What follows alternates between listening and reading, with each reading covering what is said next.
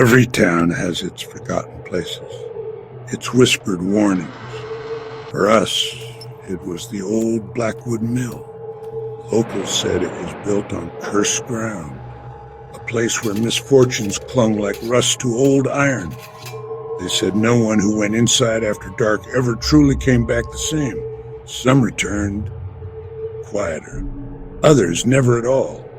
But it wasn't the ghosts of workers that truly terrified them. It was the echoes. Most of us knew better. We stayed away. But I was young, foolish, and dared by friends. They called me a coward. I just wanted to prove them wrong. One moonless night, armed with only a flashlight and a pounding heart, I pushed through the creaking gates. The air inside was thick, cold, tasting of metal and decay. Every step echoed. The mill was a labyrinth of rusting machinery, shadows stretching like skeletal fingers. I called out my friends' names, but only the mill answered, twisting my voice into something alien.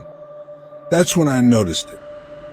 A faint, almost imperceptible hum, deeper than the wind. And then the whispers. Not from the outside, but from within the very walls. My heart hammered against my ribs. Logic screamed at me to run, but a morbid curiosity pulled me deeper. I stumbled into what must have been the main processing area. Towering gears, broken levers, all frozen in time. The whispers here were clearer, a cacophony of hushed voices, overlapping indistinct. But then one voice broke through. It was a child's giggle, sweet, innocent. The sound of my younger sister playing hide-and-seek in our old backyard. Impossible. She was miles away, safe in her bed. I spun around, frantic, shining my light into every corner. Nothing. Just the shadows and the endless mocking whispers. But the giggle, it repeated. Closer this time. The laughter wasn't a memory. It was an echo. Not of a sound from the mill, but of a sound from the mill, but of a sound brought into the mill. The whispers, they weren't random. They were the final thoughts of everyone who had ever died there. Trapped. Repeating. The mill consumed not just lives, but their very last moments of consciousness. And it was trying to show me mine. The shimmering shape solidified. It wasn't a ghost. It was an imprint.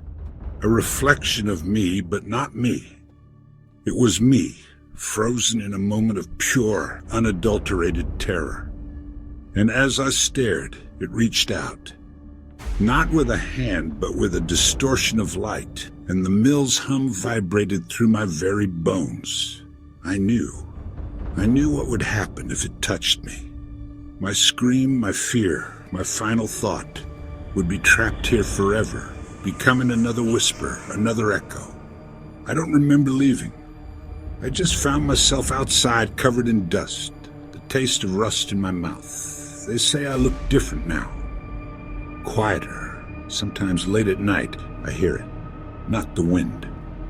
The echo. My own. The echo. My own. The echo. My own. The echo. My own. And I know the Blackwood Mill remembers. It just hasn't decided what to do with it. Yet.